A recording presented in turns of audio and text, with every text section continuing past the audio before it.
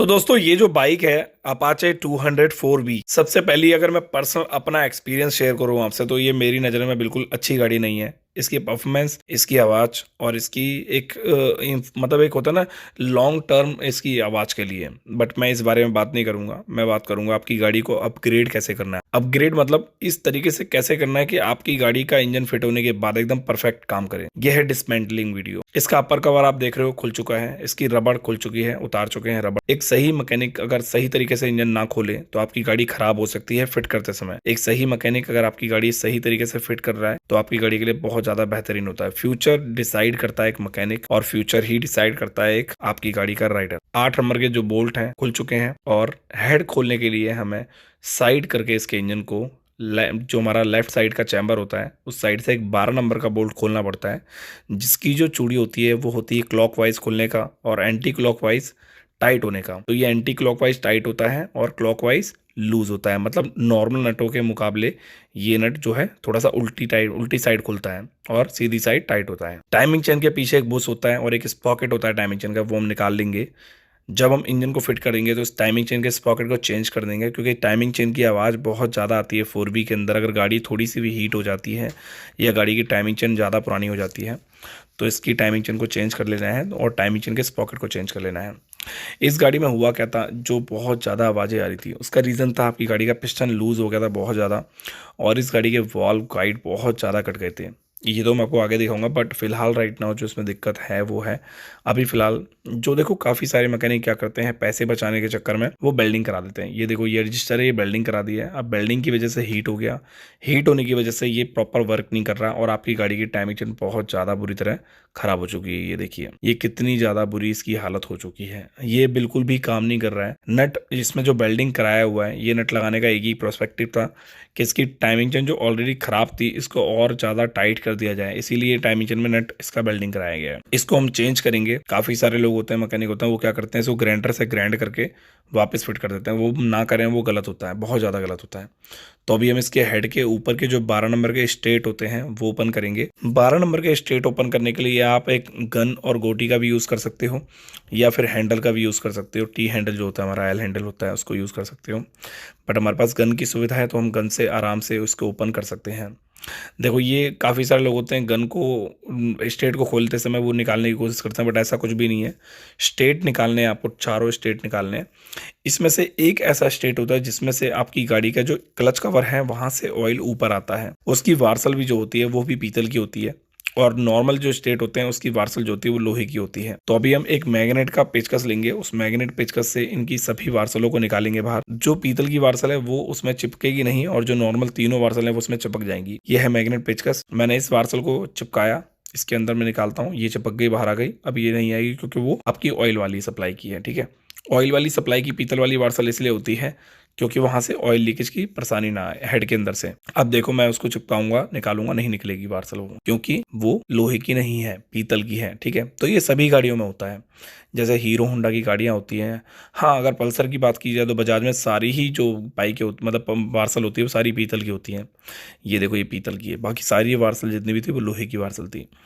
तो इस चीज़ का आपको खासकर ध्यान रहना है। जब आपको फिट करना है तो पीतल की वार्सल को वहीं लगाना है जहाँ से एक्चुअली में आपने खोला है। इसको लापरवाही नहीं करनी है। 10 नंबर के नट एक रिंग पाने से आपको खोल लेने हैं। अगर आपको लगता है रिंग पाने से नट नहीं खुल रहे हैं तो आपको एक अच्छी रिंच का उपयोग करना है या फिर आपको किसी और चाबी से किसी और चीज़ से खोलना है। कहने का मतलब मेरा ये है कि आपको छैनी हथौड़े का यूज़ नहीं करना है। काफ़ी सारे मैकेनिक ऐसे होते हैं जो छैनी हथौड़े से नट को खोलते हैं जिससे स्ट्रेट पूरा टेढ़ा हो जाता है और आपकी गाड़ी का इंजन फिट खुल तो जाता है पर फिट करते समय आपको बहुत परेशानी आती है और लीकेज की भी समस्या वहाँ से आने लग जाती है। तो इसका ध्यान दें क्योंकि इंजन फिट करने से पहले का प्रोसेस होता है इंजन खोलना। ठीक है, टाइमिंग चेन गाइड का एक नट होता है 13 नंबर का, 13 नंबर का भी होता है, किसी किसी में 12 नंबर का भी होता है। वो लगाने पर डिपेंड करता है, काफ़ी सारे लोग 12 नंबर का लगा देते हैं। तो ये हम ओपन करेंगे इसका हेड प्रॉपर तरीके से। टाइमिंग चेन का हमने गाइड का बोल्ट जो है खोल लिया है। जब ये नहीं खुलेगा तो इसकी चिपक जाती है, इसकी पैकिंग जो होती है वो चिपक जाती है और उसके अलावा इसकी पिंडाउल में बहुत ज़्यादा हार्डनेस आ जाती है, तो इसके चक्कर में से हमें हल्के सा एलिंग की के पुश करना पड़ता है। ये हमारा हेड निकल चुका है। फिट करते समय है इसकी केम शाफ्ट के बैरिंग चेंज करेंगे हम और रॉकर के रोलरों को चेक करेंगे। उसके अलावा वॉल गाइड और वॉल सील चेंज करेंगे। तो अभी हमारा सिलेंडर की बारी आई, तो सिलेंडर के लिए हम क्या करेंगे, हम सिलेंडर के लिए इसके 2 नट होते हैं 10 नंबर के, जो कि हमें इसके खोलने हैं। अभी कुछ दिन पहले गाड़ी आई थी मेरे पास मोटरसाइकिल रिपेयर होने के लिए, उसमें इन्होंने इंजन का काम कराया था, पर उस भाई ने, मैकेनिक ने, ये जो नट मैं खोल रहा हूँ इस वक्त सिलेंडर के, ये ही नहीं लगाए थे। तो मेरे को ये चीज़ देख के बहुत हैरानी हुई। देखो ये सपोर्टिव नट होते हैं, जब हम गाड़ी को फिट करते हैं तो यहाँ से ऑयल लीकेज होने की समस्या नहीं आती है, ठीक है। अगर हम ये नट नहीं लगाएंगे तो जो 4 स्टेट होते हैं उन्हीं पे हमारी जो गाड़ी है उस पर टिकी होती है, इंजन हेड का टिका होता है, तो लीकेज होने के चांसेस यहाँ से बढ़ जाते हैं। ये गाइड हमने कुछ इस तरीके से निकाल लिए हैं, दोनों गाइड इस तरीके से निकल जाते हैं। पहले गाइड में एक बोल्ट टाइट होता है, दूसरा ये जो गाइड आप देख रहे हो इस वक्त राइट लेफ्ट वाला, इसमें कोई बोल्ट नहीं होता है। पिंडाउल आपको निकालनी है, अगर नहीं निकलती है तो आप प्लास से यूज़ कर सकते हो। प्लास कुछ इस तरीके से यूज़ करना है कि पिंडाउल ख़राब ना हो। पिंडाउल ख़राब ना हो तो ज़्यादा बढ़िया रहेगा, अगर पिंडाउल ख़राब हो जाती है तो पिचक जाएगी और उसके बाद ये पिंडाउल यूज़ में नहीं आएगी। तो जब भी आपको इंजन फिट करना है या फिर आपको खोल रहे हो तो इस चीज़ का ध्यान दें, पिंडाउल होनी चाहिए गाड़ी में। और अगर पिंडाउल नहीं निकाली है किसने तो उसे निकाल लें, क्योंकि ख़राब वाले पे जब आप पिस्टन को भेजोगे बोर कराने के लिए सिलेंडर को, तो हो सकता है वो इसकी पिंडाउल को निकाल के अपने पास ही रख ले, क्योंकि वो पिंडाउल जिस तरीके से निकालता है उस तरीके से पिंडाउल ख़राब हो जाती है। वो अपनी छैनी लेता है, मतलब वो एक रेती लेता है एक, ठीक है, और इसको पिंडाउल में घुसेड़ देता है और उसके बाद चोट मारता है तो पिंडाउल ऑटोमेटिक बाहर आ जाती है, पर उससे वो पिंडाउल फैल के ख़राब हो जाती है। तो इस चीज़ का ध्यान दें। और एक बात और खासकर बहुत ज़्यादा ध्यान देने वाली है, वो है सिलेंडर। ये है पिस्टन ब्लॉक किट, इसको सिलेंडर भी बोल सकते हो आप, पिस्टन सिलेंडर किट, ठीक है, और इसको ब्लॉक किट भी बोल सकते हो, ठीक है। उसके अलावा अगर बात की जाए तो ये पिंडाउल की, तो ये टाइट पिंडाउल है, इसको हम बाद में खोल लेंगे, ठीक है। फिलहाल मैं आपको बता देता हूँ, जब आप इसको खराद में भेजोगे तो इसकी पैकिंग जो होती है आप देख रहे हो, पैकिंग प्रॉपर तरीके से क्लीन कर लें, इसमें चोट ना मारे। काफ़ी सारे भाई बंधु हैं इसके चोट मारते हैं पैकिंग में, तो ऐसा ना करें। और पैकिंग खराद में भेजने से पहले ही क्लीन कर लें, क्योंकि खराद वाले क्या करते हैं, वो चोट मार के पैकिंग छुड़ाते हैं, तो उससे निशान आ जाते हैं और लीकेज के चांसेस होते हैं। और जो इसमें अपना सेंसर देखा सिलेंडर किट में, वो निकाल लें, क्योंकि वो टूटने के चांसेस बढ़ जाते हैं, वो जो मशीन में फिट करते हैं। ये है हमारा पिस्टन लॉक निकालने के लिए। आप जब भी लॉक निकालो, अगर आपको एक्सपीरियंस है तो अच्छी बात है, अगर ना हो तो आप नीचे उसके कपड़ा रख सकते हो। जब आप इंजन को फिट कर रहे हो, अभी तो चलो खोल लें कोई इशू नहीं है, बट जब फिट करो तो इस चीज़ का ध्यान देना। ये पिस्टन लॉक है, और इस पिस्टन के लॉक की अगर बात की जाए तो ये यूज़ भी कर सकते हो आप। ये पिस्टन लॉक ख़राब नहीं होते हैं। अगर आप जैसे मान लो नया पिस्टन फिट कर रहे हो और उसका लॉक हो गया है या फिर कहीं मिस हो गया है, तो आप इस पिस्टन के लॉक के, मतलब नए पिस्टन में लॉक यूज़ कर सकते हो, इससे कोई भी परेशानी नहीं आएगी, ना कोई दिक्कत आएगी। ये पिस्टन ख़राब हो चुका है, तो इसी वजह से हमने पिस्टन को खोला है। अब हम मैग्नेट की बात करते हैं। मैग्नेट कवर खोलने के लिए हमें 8 नंबर की गोटी का इस्तेमाल करना है, और गन का यूज़ कर सकते हो। नॉर्मल जैसे नट खुलते हैं एंटी क्लॉकवाइज, वैसे ही खुलेंगे। इस पूरे इंजन में सिर्फ और सिर्फ जो नट क्लच कवर के, मैग्नेट कवर के, यही एंटी क्लॉकवाइज सिस्टम होता है इसके अंदर। जैसे कि नॉर्मली जैसे नट खुलते हैं वैसे ही मैग्नेट के नट खुलेंगे, क्लच कवर के बोल्ट खुलेंगे, मैन चैम्बर के बोल्ट खुलेंगे। बट अंदर कुछ ऐसे नट होते हैं जो कि वो एंटी क्लॉकवाइज खुलते हैं और क्लॉकवाइज टाइट नहीं हो, मतलब एंटी क्लॉकवाइज टाइट होते हैं और क्लॉकवाइज खुलते हैं, ठीक है। इसका मतलब होता है घड़ी की सुई जिधर घूमती है उधर नट नॉर्मली टाइट होने चाहिए, पर कुछ ऐसे नट होते हैं जो उधर नॉर्मली खुलते हैं, ठीक है, जैसे पल्सर गाड़ी के अंदर होता है बजाज की। तो ये सारे नट खुल चुके हैं, बोल्ट जो होते हैं हमारे खुल चुके हैं बोल्ट। अभी देखो बात की जाए, ये बहुत ज़्यादा डैमेज हो रखा है इंजन। अब इस डैमेज इंजन के लिए हर एक बोल्ट को चेक करना है, कहीं कोई बोल्ट स्लिप तो नहीं है, कहीं कोई बोल्ट में कोई दिक्कत तो नहीं है, कोई चूड़ी स्लिप तो नहीं है। अगर ऐसा होगा तो आपको ध्यान देना है थोड़ा सा। उसके अलावा जब भी आप चैम्बर को ओपन कर रहे हो तो आपको एक चीज़ का और ध्यान देना है, चैम्बर ओपन करते समय किसी भी चैम्बर में लोहे के हथौड़े का यूज़ नहीं करना है, ठीक है। ऐसा करने से आपके जो चैम्बर होता है उस पर क्रैकनेस आ सकती है और हो सकता है उसमें निशान भी आ जाए या वो पिचक जाए, इससे आपको नुकसान हो सकता है, तो ऐसा ना करें। बाकी ये वीडियो इस वक्त कैसी लग रही है आपको, ये मुझे कमेंट करके बताएं। उसके अलावा इस वीडियो को लाइक कर दें। अभी अगर टाइम की बताऊं तो अभी तकरीबन रात के 1:30 बज रहे होंगे। ये मैं वॉइस दे रहा हूँ यहाँ पर, वीडियो मैंने वर्कशॉप में शूट करी थी। इस वक्त बहुत ज़्यादा बुरी हालत हो रखी है, बट कोई भी नहीं, आपके लिए इतना चलता है। बट आपको करना क्या है, आपको सिर्फ एक चैनल सब्सक्राइब करना है। ऐसा आप करते हो तो मेरे लिए बहुत बड़ी बात होगी। और इस वीडियो के नीचे लाइक करना है, कमेंट करना है। और हाँ, एक बात और, इसकी असेंबलिंग की वीडियो चाहिए नहीं चाहिए बताना जरूर। इतनी गंदी हालत हो रखी है, पूरा चमका के साफ सूफ करके मस्त मक्खन करके गाड़ी का इंजन फिट करेंगे। बट वो जब होगा जब आप इस वीडियो पे कम से कम 3 से 4 हज़ार लाइक दोगे, तब 3 से 4 हज़ार लाइक नहीं हुए तो फिर मेरे को थोड़ा सोचना पड़ेगा वीडियो के लिए। तो अभी जो है हमारा, ये है हमारा मैग्नेट। इस मैग्नेट को खोलने के लिए हमें 17 नंबर की गोटी यूज़ करनी है। नट को खोलने के लिए, और जैसे नट खुलता है नॉर्मली वैसे ही नट खुलेगा। और इसके पूलर को यूज़ करने के लिए हमें टीवीएस अपाचे का मैग्नेट पूलर लगाना है। मैग्नेट पूलर टीवीएस अपाचे का जैसे 160 हो गई, 180 हो गई, 200 4V हो गई, ठीक है। तो ये जितनी भी गाड़ियाँ होती हैं सबके मैग्नेट पूलर सेम होते हैं। आप किसी भी मैग्नेट पूलर को इन गाड़ी में खोल सकते हो, 200, 180 या 160। ओके, तो ये हमने मैग्नेट पूलर लगा दिया है। आपको दोनों ध्यान देना है, चूड़ी का ध्यान देना है। जो पूलर आप लगा रहे हो वो किस साइड टाइट हो रहा है, लेफ्ट साइड या राइट साइड। जिस साइड टाइट हो रहा है उस साइड टाइट करना है। काफ़ी सारे लोग होते हैं जो उल्टी चूड़ी रखते हैं और देखते हैं बाद में परेशान होते हैं। इस तरीके से टाइट करके खोले ना, हो सकता है आपको चोट भी मारनी पड़े, ठीक है, जब हैंडल को आप टाइट करो। ये हमारा पूरा कंप्लीट मैग्नेट है। जब इस इंजन को फिट करेंगे हम तो पूरा कंप्लीट मैग्नेट हमें चेंज करना पड़ेगा। उसका रीज़न क्योंकि इसका मैग्नेट पूरा बेकार हो रखा है, डैमेज हो रखा है। इसके मैग्नेट में काफ़ी ज़्यादा निशान है और इसका मैग्नेट पूरा ख़राब हो रखा है। ये देखिए मैं आपको दिखाता हूँ, ये है इसका वन वे गियर। और हाँ, एक बात और, वन वे गियर इसके अंदर जो लगा रखा है किसी ने भाई ने, इसमें बोल्ट जो है काफ़ी ज़्यादा बड़े डाल रखे हैं और ये बहुत बड़ी बेहूदगी बली हरकत है। और इसके मैग्नेट को देखो कितने अंदर निशान है और ये बोल्ट बहुत बड़े हैं इसके अंदर। इतने बड़े बोल्ट इसमें नहीं लगते हैं, ये लगा रखे हैं इसमें, ये बहुत गलत है, मतलब बहुत ही ज़्यादा गलत है। तो ऐसा ना करें, ऐसे आपका नुकसान होगा और आपकी गाड़ी की मैग्नेट कोयल ख़राब हो सकती है। पहले भी इसके मैग्नेट कोयल ख़राब हुई है, ये देखिए मैग्नेट कोयल के निशान आ रखे हैं इसमें। और ये पूरा मैग्नेट ख़राब हो रखा है। इस मैग्नेट को पूरा चेंज करेंगे और ये मैग्नेट नया डलेगा गाड़ी में जब इसकी पूरी असेंबलिंग करेंगे जब। अब इसकी टाइमिंग चेन को बाहर निकाल लेते हैं। ओके, और इसके अलावा इसके क्लच को दिखाते हैं आपको, क्लच में क्या क्या होता है, क्या क्या खोलना पड़ता है। सबसे पहले बता देता हूँ टाइमिंग चेन के बारे में। जब हम टाइमिंग चेन को बाहर निकाल ही रहे हैं तो बता देता हूँ, टाइमिंग चेन को चेंज करते समय टाइमिंग चेन के दोनों गाइड, टाइमिंग चेन एडजस्टर और टाइमिंग चेन का स्पॉकेट और साथ में केम शाफ्ट के बैरिंग और रॉकर अगर ख़राब है तो ये भी चेंज करने हैं। अगर आप ऐसा नहीं करते हो तो आपकी गाड़ी में आवाज़ आएगी, छन छनाहट की आवाज़ आएगी, छन छन छन छन छन। और जब गाड़ी गर्म होगी तो और ज़्यादा आवाज़ बढ़ जाएगी। तो इसका आपको थोड़ा ध्यान देना है। तो अब हम बाइक का मतलब इसको, ये जो इंजन है इसका क्लच कवर खोलेंगे। देखो इस क्लच कवर के अंदर काफ़ी सारी कारिस्तानी कर रखी है जैसे कि इसके जो बोल्ट होते हैं 8 नंबर के होते हैं। इसके ऑयल फिल्टर की कैप में आपको एक 4 मुंह का पेज दिखाई दे रहा होगा जो कि बहुत ज़्यादा वियर्ड सा लग रहा है, मतलब बेकार सा लग रहा है। तो ऐसा ना करें, इससे इंजन की जो क्वालिटी है वो बेकार लगती है। फॉर एन एग्जांपल एक इंसान ने, मतलब आदमी ने लड़की का मेकअप कर लिया हो ऐसा लगता है, ठीक है। तो ऐसा ना करें, इससे बहुत ज़्यादा भद्दा लगता है इंजन और बहुत बेकार लगता है। इससे एक मैकेनिक की क्वालिटी ख़राब होती है और इमेज ख़राब होती है। तो ऐसा ना करें। आप बोल्ट को ख़रीद लें, 5 रुपये 10 रुपये का बोल्ट आएगा, तो इसका ध्यान दें। जब इसके इंजन को असेंबल करेंगे तो इस बोल्ट को चेंज करेंगे। ये सभी बोल्ट जो भी हमने चेक किए सारे सही हैं। अब एक क्लच कवर के अंदर एक सीक्रेट बोल्ट होता है 5 नंबर की एलंकी वाला, इस बोल्ट को खोलते हैं क्योंकि काफ़ी ऐसे मैकेनिक होते हैं जिनको नहीं पता होता स्टार्टिंग में जब खोलते हैं तो वो छोटा चाटी करते हैं, उसके बाद में पता लगता है। तो इस मैग्नेट, इस 5 नंबर की एलंकी वाला बोल्ट का भी आपको ध्यान देना है। इसके बिना आपकी गाड़ी का क्लच कवर किसी भी कीमत पर नहीं खुल सकता, ठीक है। तो इसका क्लच कवर खोलते हैं फटाफट। फाइनली थोड़ा बहुत हल्का फुल्का पुश करना पड़ सकता है, ये कर लिया हमने।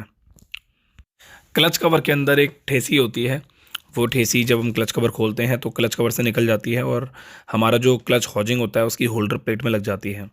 ये होती है क्लच की ठेसी। इसके बिना क्लच काम नहीं करता। इसके अंदर एक गोली होती है, ये वाली।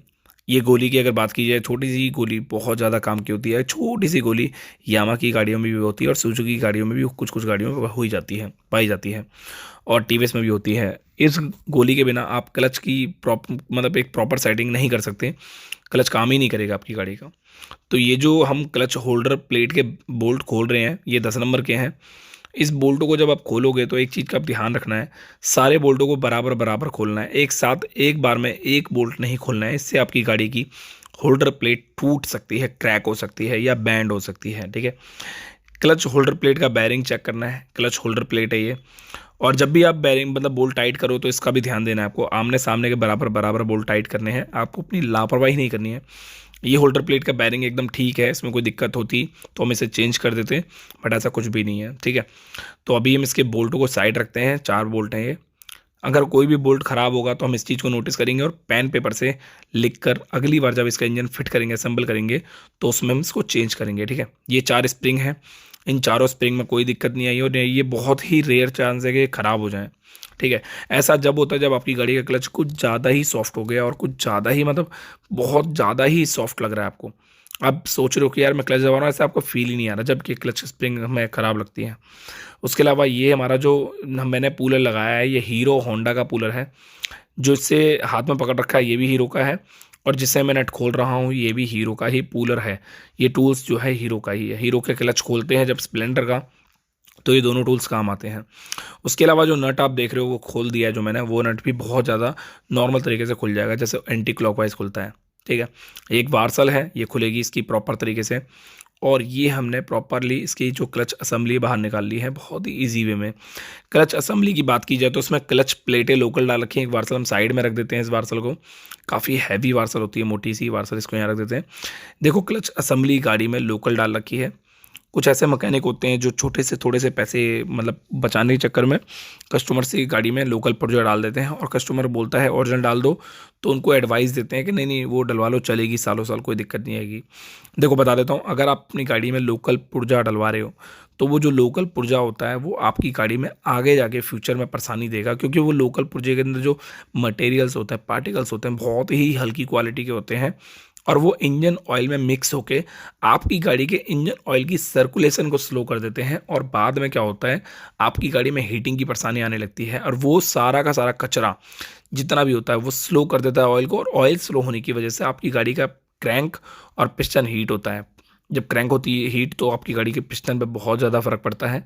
फिर आपकी गाड़ी का पिस्टन पीला कलर के होने लगता है, येलो शेड में आने लगता है, और आपकी गाड़ी में वो जो एक स्मूथनेस होती है वो नहीं दे पाता। ये हमारा क्लच होजिंग है, इसके पीछे एक वार्सल होती है, एक बुश टाइप का होता है मतलब, और एक लॉक होता है। ये एक्चुअली में जो बुश आप होता है इसके अंदर, वो नॉर्मली किसी अपाचे में नहीं होता है, सिर्फ 4V में ही दिया हुआ है। बाकी लॉक अगर बात की जाए तो जो लॉक तो इसमें होता ही है, बाकी सभी अपाचे में होता है लॉक। ठीक है, तो इसकी गियर साफ्ट को निकाल, ये रहा लॉक, ये इसकी बात कर रहा हूँ मैं, ये सभी में होता है, बट इसमें एक अलग से एक्स्ट्रा बुश दे रखा है। ठीक है, तो और हाँ, स्लीपर क्लच भी इसमें आप लगा सकते हो, बट इस बारे में मैंने वीडियो बनाई हुई है ऑलरेडी एक। अभी हम गियर शाफ्ट को निकालने के लिए से मैं मतलब पूरे इंजन को घुमाएंगे, और घुमाने के बाद गियर शाफ्ट के बैक साइड में एक लॉक लगा होता है, उसको निकालेंगे। लॉक के जस्ट बैक साइड एक वार्सल भी होती है, वो भी निकालनी पड़ेगी। ये प्ले की वजह से दे रखा है, और ये अच्छी बात है काफ़ी ज़्यादा। तो इस फटाफट से इस वार्सल को निकालते हैं और इसके लॉक को निकालते हैं। इसके लिए हमने एंटी मतलब एक तरह से देखा जाए तो लॉक प्लस लिया है उल्टा वाला, और इस लॉक प्लास को निकालिए। देखो काफ़ी ज़्यादा गंदगी है यहाँ पर, काफ़ी ज़्यादा गंदगी की वजह से थोड़ी सी दिक्कत हो रही है। अब इस इंजन के अंदर इतनी गंदगी भरी हो रही है, सिर्फ वॉश करने में बहुत टाइम वेस्ट होगा, बहुत ज़्यादा टाइम लग जाएगा। मतलब ये देखो, ये है लॉक, यो छोटा सा लॉक है, बहुत पिद्दू सा। ठीक है, तो इस लॉक को संभाल के रखना है, ये लॉक वापस भी लगेगा गाड़ी में। अच्छा एक बात और बता देता हूँ, जब इस वार्सल को लॉक को नहीं भी लगाते हो आप तो भी कोई दिक्कत नहीं आएगी आपको गाड़ी में। बट यार देखो ये ना सपोर्टिव होता है एक सील के लिए, ताकि सील उसकी बाहर ना आ जाए, जो हमारी गेयर लीवर सील होती है। अगर ऐसा नहीं करोगे आप, मतलब नहीं लगाओगे वार्सल और लॉक, तो हो सकता है सील बाहर आ जाए और आपकी गाड़ी में लीकेज की परेशानी आए, और लीकेज की वैसे ऑलरेडी इसमें लीकेज की परेशानी आ रही है। तो अब ईजिली हमारी गियर शाफ्ट जो है निकल जाएगी। अगर हम लॉक नहीं निकालते तो हमारी गियर शाफ्ट बाहर नहीं आती, और हम बहुत कोशिश करते तो वो बैंड हो जाती है। ठीक है, तो इस चीज़ का आपको खासकर ध्यान देना है। जो गियर शाफ्ट होती है उसमें अगर आपको लगता है उसकी गियर शाफ्ट दांतें खराब हैं, स्प्रिंग खराब है, कट गई है, तो गियर शाफ्ट चेंज कर दें या फिर स्प्रिंग चेंज कर दें उसकी। वो डिपेंड करता है आपकी थिंकिंग के ऊपर, आप क्या सोचते हो अपने इंजन को लेकर। अब इसके ऑयल पंप की जो जाली आप देख रहे हो, ऑयल पंप को देख रहे हो जो आप, एक गरारी जो देख रहे हो प्लास्टिक की, इसके अब लॉक को बाहर निकालेंगे। ठीक है, अब इस गरारी को बाहर निकालेंगे, ईजिली ये गरारी जो है हमारी बाहर आ जाएगी। इस गरारी को बाहर निकालने के बाद इसमें एक पिन होती है छोटी सी, वो पिन को भी बाहर निकालना पड़ेगा। देखो मैं बता देता हूँ, ये जो ऑयल पंप की गरारी आप देख रहे हो, ये ऑयल पंप की गरारी बहुत ज़्यादा सॉफ्ट होती है, कहने का मतलब प्लास्टिक की होती है। अगर आप छोटा छाटी मार के कुछ ऐसा करते हो तो हो सकता है चटक जाए, और ये फिर आपको बहुत ज़्यादा मतलब बहुत ज़्यादा दिक्कत देगी, क्योंकि बहुत ज़्यादा महंगी तो नहीं बोलूँगा, पर ये है कि बहुत ज़्यादा परेशान करेगी, जो कि सही होती है, ख़राब नहीं होती है गरारी। ठीक है, ये ऑयल पंप की गरारी होती है, जो किसी दूसरी गरारी से, क्रैंक की गरारी से अटैच होती है। जब स्टार्ट करते हैं क्रैंक घूमती है तो ये ऑयल पंप की गरारी घूमती है, और जब ये ऑयल पंप गरारी घूमती है तो ये सारा ऑयल सर्कुलेट करती है पूरे इंजन में। ठीक है, तो हम अब अपने एक इसको एक क्या नाम दूँ, इसको समझ नहीं आता, बांसुरी बोलूँ या फिर कुछ और बोलूँ। एक रॉड इसमें लगी होती है जो ऑयल पंप, ऑयल सप्लाई का काम करती है एक तरह से। ये इसमें पेच लगा होता है 10 नंबर, मतलब 10 नंबर का होता है पर 4 मुँह का होता है। ठीक है, और इसके अंदर एक छोटी सी रॉड होती है, उस रॉड को अगर आप देखोगे तो आपको ऐसा लगेगा बांसुरी, छोटी सी पिद्दू सी बांसुरी। बट ये एक लॉक है ऊपर से, सपोर्टिव लॉक, उस बांसुरी को हिलने नहीं देता, घूमने नहीं देता, और बाहर नहीं आने देता, एक तरह से सपोर्टिव है ये। ठीक है, तो उस बांसुरी को हम बाहर निकालते हैं, बहुत ही अलग टाइप की है ये ऑयल सप्लाई का काम करती है। ये आपका जो गियर बॉक्स होता है उसके अंदर ऑयल सप्लाई का काम करती है। गियर बॉक्स हीट ना हो, गियर स्मूथ काम करें और गियर में बहुत ज़्यादा मक्खनपन आए, ठीक है ना, ये इसीलिए दिया गया है। इसमें छेद होते हैं 4-5, वहाँ से ऑयल सप्लाई निकलता है और ऑयल सप्लाई पूरे गियरों में होता है, बस इसके अलावा और कोई रीज़न नहीं होता इसका। अगर आप इसको नहीं लगाओगे या फिर आप इसको लगा देते हो पर ये सही से नहीं बैठती है तो आपकी गाड़ी में हीटिंग की समस्या आएगी या फिर इंजन नॉइज़ करेगा, ठीक है। तो ये हमारा छोटा सा बैलेंसर गियर है। बैलेंसर गियर के अंदर 17 नंबर का एक नट लगा होता है। वो नॉर्मल जैसे खुलते हैं सारे नट वैसे ही खुलेगा। इसको खोलना ज़रूरी होता है अगर आप अपनी गाड़ी का इंजन खोल रहे हो तो। अगर नहीं खोलते हो तो दिक्कत आएगी आपको बहुत ज़्यादा। तो इसको भी हम निकाल देते हैं नट को बाहर। और अब हम फटाफट से इसके और चीज़ों को देखते हैं, जैसे कि फॉर एन एग्जांपल सेल्फ की मोटर को निकालते हैं। सेल्फ की मोटर क्या है, एक चैम्बर से दूसरे चैम्बर में अटैच है तो वो निकालनी पड़ेगी। जब भी आप इंजन फिट कर रहे हो तो सेल्फ की मोटर की खोल के सर्विस कर दो अगर आपको लगता है कंफर्टेबल हो तो, नहीं तो आपकी इच्छा है, बाकी जो भी आपको ठीक लगता है, ठीक है। और ये जो वीडियो काफ़ी लंबी हो गई है, 22 मिनट के आसपास पहुँच चुके हैं और ये 29 मिनट के आसपास की वीडियो है, तो 30 मिनट। अगर आपको ये वीडियो अच्छी लगी है तो बताना जरूरी है, क्योंकि काफ़ी ज़्यादा मेहनत उस वीडियो में हुई है और काफ़ी ज़्यादा जो है वीडियो बनाने में हालत ख़राब हो जाती है, मतलब मेहनत लगती है। ये हमारा है न्यूट्रल स्विच, ठीक है। जब हम गाड़ी में गियर डालते हैं तो यही शो करता है, इसी की वजह से पता लगता है हमारी गाड़ी न्यूट्रल हो गई है। अगर ये ख़राब हो जाएगा तो हम चाहे गाड़ी न्यूट्रल में रखें गियर में, हमारी गाड़ी का कुछ पता नहीं लगेगा। गियर डालेंगे गाड़ी न्यूट्रल भी होगी बट पता नहीं लग पाएगा कि गाड़ी कौन से गियर में है और न्यूट्रल है या नहीं है, ठीक है। तो ये होता है न्यूट्रल स्विच के अंदर एक लॉक और एक पत्ती छोटी सी, इसको साइड रखते हैं। छोटी छोटी चीज़ें काम की होती हैं, उनके बिना गाड़ी सही तरीके से सेट नहीं हो पाती। जब आप चैम्बर खोलोगे तो हो सकता है आपको प्लास्टिक हैमर यूज़ करना पड़े, तो हमने प्लास्टिक हैमर यूज़ किया था, अब बहुत ही ईजिली ये निकल चुका है। और ये बहुत गंदा इंजन है। अब इसकी बात की जाए तो ये पूरा कंप्लीट गियर बॉक्स है। देखो मैं ना इसकी पूरी कंप्लीट वीडियो बनाऊंगा असेंबलिंग की, बट वो आपके ऊपर डिपेंड करता है। अगर आपने कम से कम 3000 लाइक, ज़्यादा नहीं है, छोटी सी चीज़ है, 3000 लाइक अगर मुझे दे दिए तो मैं इस वीडियो को पूरा प्रॉपर तरीके से बनाऊंगा। अगर आपने नहीं दिए तो फिर मुश्किल है, ठीक है। तो ये है हमारी कंप्लीट इसकी वार्सल। इस वार्सल को हम साफ्ट में लगा के आपको दिखाते हैं किस तरीके से लगाता है ये वार्सल यहाँ लगी हुई थी, ठीक है। इस तरीके से कुछ होता है हमारा पूरा कंप्लीट सेटअप। अब इसकी क्रैंक को तो नहीं बोलूँगा मैं, गियर बॉक्स को पूरा निकाल के मैं आपको दिखाता हूँ कि किस तरीके से गियर बॉक्स इसमें लगा होता है। सबसे पहले हम गियर सिलेक्टर की पिन को निकालेंगे बाहर और आपको दिखाएंगे कि गियर सिलेक्टर कैसे निकलता है। इसमें जो गेट सिलेक्टर की पिन होती है वो दोनों बराबर पिन होती है, आप किसी भी पिन को कहीं भी लगा सकते हो। ये पिन हमने निकाल दी है गेट सिलेक्टर की। इस वाली पिन में 2 सिलेक्टर लगे होते हैं और जो दूसरी वाली पिन है उसमें सिंगल सिलेक्टर लगा होता है। बट अगर आप चाहो तो दूसरी वाली पिन को आप इस वाली पिन में, मतलब इस वाले सिलेक्टर में लगा सकते हो और इस वाले सिलेक्टर को उस वाली पिन में सिलेक्टर में लगा सकते हो। मतलब एक तरह से बराबर ही होते हैं जहाँ तक मेरा आइडिया है। बाकी उसके अलावा हम इसके सिलेक्टर को बाहर निकालते हैं। इसके सिलेक्टर में कोई भी बुश नहीं होता है, जैसे कि पल्सर 220 में था, ऐसा नहीं होता इसके अंदर बिल्कुल भी। बाकी सिलेक्टर जो है आप अगर इसमें गलत भी लगाना चाहो तो भी आपको नहीं लगा पाओगे आप, क्योंकि ये जो सिलेक्टर है ये आप गेयर ही उस हिसाब से डालेंगे गेयर। अच्छा एक बात और है, गेयर बॉक्स फिट होने के बाद आप गेयर ड्रम को घुमा के देख लें गेयर बॉक्स फिट हो रहा है नहीं हो रहा। अगर आपने गेयर सिलेक्टर गलत लगा दी तो आपका गेयर सिलेक्टर जो ड्रम होता है जिसमें गेयर डलते हैं वो प्रॉपर वर्क ही नहीं करेगा, प्रॉपर घूमेगा ही नहीं। तो आपको खुद ब खुद पता लग जाएगा हाँ मैंने गेयर सिलेक्टर सही नहीं लगाए हैं। बाकी जो दूसरा वाला गेयर सिलेक्टर है उसकी पिन निकाल देंगे बाहर हम, और वो भी हमें हल्की सी गरारी को ऊपर उठा के गेयर सिलेक्टर को बाहर निकल जाएगा हमारा वो ईजिली। इन गाड़ियों के गेयर सिलेक्टर कभी ख़राब नहीं होते, इनके जैसे बजाज की गाड़ी हो गई, इनकी गाड़ी हो गई, टीवीएस की गाड़ी हो गई। ज़्यादातर जो गेयर सिलेक्टर ख़राब होते हैं वो है हीरो गाड़ी। हीरो के गेयर सिलेक्टर बहुत जल्दी ख़राब हो जाते हैं, बहुत ही जल्दी ख़राब हो जाते हैं, मतलब बहुत जल्दी, ठीक है। और ज़्यादातर केस में गेयर सिलेक्टर ख़राब ही निकलते हैं अगर कोई गाड़ी बहुत ज़्यादा पुरानी है तो ये गेयर सिलेक्टर जो है हमने निकाल लिए हैं। इस गेयर सिलेक्टर को आप उल्टा नहीं लगा सकते हो क्योंकि इसका जो बुश है वो एक ही साइड रहता है, और इन सिलेक्टर को भी आप अलट पलट के लगा सकते हो दूसरे वाले। बट इसकी पूरी कंप्लीट फिटिंग की वीडियो मैं आपको साथ शेयर करूंगा, वो बाद में। अभी पहले आपको दिखा देता हूँ। इसकी एक शाफ्ट जो है क्लच वाली, उसके अंदर की जो गरारियाँ होती हैं कुछ नहीं होता उसके अंदर, वो निकलता नहीं कुछ भी, बट उसमें वार्सल का खेल होता है, वो मैं आपको बता दूंगा थोड़ी देर में।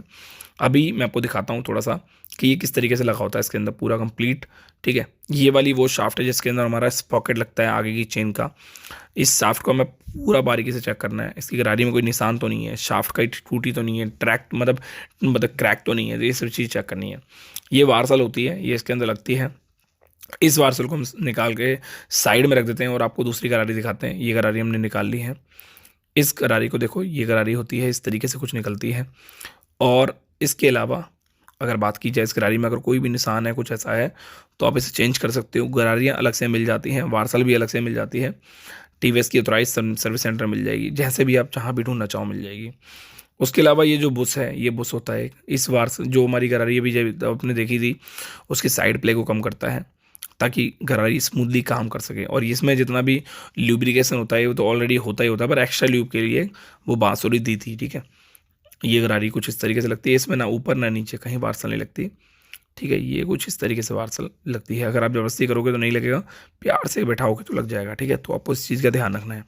और जब भी आप इंजन को फिट करोगे तो आपको अपनी गाड़ी के गियर बॉक्स के अंदर ल्यूब वगैरह जरूर करना है। एब्रो कंपनी का ऑयल ट्रीटमेंट यूज़ कर सकते हो आप। ये वार्सल एक यहाँ लगती है, कुछ इस तरीके से वार्सल होती है, एक सिंगल वार्सल होती है, दो नहीं होती हैं। तो इसका आपको ध्यान रखना है। वार्सलों का ही सारा खेल होता है। अगर आपने एक भी वार्सल गलती से भी, एक सिंगल वार्सल आपने नहीं लगाई, भूल गए आप लगाना, तो ज़िंदगी में कभी आपकी गाड़ी के गेयर सही नहीं हो सकते हैं, बिल्कुल भी। मतलब परेशान हो जाओगे आप, दुखी हो जाओगे, दुखी गेयर डालने पर सही नहीं होंगे। सिर्फ एक सिंगल वार्सल, ठीक है। तो इस चीज़ का आपको ध्यान रखना है। वार्सलों का खेल बहुत ज़्यादा महत्व रखता है। वार्सलों के बिना गाड़ी का जो गियर बॉक्स है फिट हो ही नहीं सकता। अगर आप फिट करना भी चाहोगे तो वो जुगाड़ कहलाएगा, और जुगाड़ कभी भी कामयाब नहीं होता है, ठीक है। हर एक वार्सल का अपना अपना एक फंडा है, अपना अपना काम है, अपनी अपनी ड्यूटी है, तो उसको आपको पूरा प्रॉपरली तरीके से निभाने देना है, ठीक है। आपको कोई वार्सल नहीं भूलनी है, हर एक वार्सल में कोई जुगाड़ नहीं करना है, प्रॉपर वही वार्सल लगानी है। काफ़ी सारे मैकेनिक होते हैं जो इंजन खोलते हैं और वार्सल रख के भूल जाते हैं या वार्सल खो देते हैं, तो ऐसा ना करें। आप एक अपनी वर्कशॉप के अंदर एक छोटी सी एक ऐसी जगह बनाएं जहाँ पे चिमक रख दें, तो जब ऐसी आप कोई इंजन खोलें तो उस चिमक पे वार्सल के अंदर कपड़ा बांध के उसमें एक टैग लगा दें और चिमक को वहाँ चिपका दें। इससे आपकी गाड़ी की वार्सल नहीं खोएंगी और आपको आसानी होगी। बाकी अगर बात की जाए ये दो वार्सलों की, इसमें तीन चीज़ें होती हैं। एक तो रोलर वाली वार्सल होती है, इस तरीके से कुछ लगा होता है, ये मैं आपको दिखा देता हूँ ताकि आप इजीली समझ जाओ। बाकी ये जो वीडियो है ये आपको कैसी लग रही है मुझे बताना ज़रूर कमेंट करके। और इस एक चीज़ और बता देता हूँ, अगर इस वीडियो में मैंने आपको लगता है कुछ जानकारी दी है, शेयर करी है आपको कुछ चीज़ें, जब आप थोड़ा दिमाग लगाओ, सोचो, जब आपने 30 मिनट की वीडियो देखने में इतनी हालत ख़राब हो गई, तो सोचो मैं तो वॉइस दे रहा हूँ, मैं तो बता रहा हूँ आपको, तो मेरे लिए कितनी ज़्यादा हालत ख़राब हो रही होगी, है ना। तो ये चीज़ आपको ध्यान रखनी है, ठीक है ना। और इस वीडियो को लाइक जरूर कर देना है। अगर आपने इस वीडियो को लाइक नहीं किया तो मुझे बिल्कुल भी ऐसा लगेगा मैं इतनी मेहनत आपके लिए वेस्ट कर रहा हूँ, फालतू में कर रहा हूँ, कोई फ़ायदा नहीं है इस चीज़ का। बस एक मेहनत को सलाम देने के लिए सिर्फ एक चैनल सब्सक्राइब कर देना, वीडियो को लाइक कर देना, और कुछ नहीं चाहिए मुझे, कुछ भी नहीं चाहिए, ठीक है। तो ये वार्सल कुछ इस तरीके से लगती है। इस वार्सल में भी एक फंडा होता है, ये मैं आपको भी नहीं बताऊंगा, ये बताऊंगा मैं जब जब इसका इंजन फिट कर रहा हूँ, ठीक है। तो इस वीडियो को मैं एंड करता हूँ, मिलता हूँ आपसे नेक्स्ट वीडियो में। उम्मीद करता हूँ वीडियो अच्छी लगी होगी। इंस्टाग्राम पे फॉलो कर लेना, बहुत सारी जानकारी देता रहता हूँ। और मेरी वर्कशॉप का एड्रेस डिस्क्रिप्शन बॉक्स में दे रखा है। Thank you so much, bye bye, take care.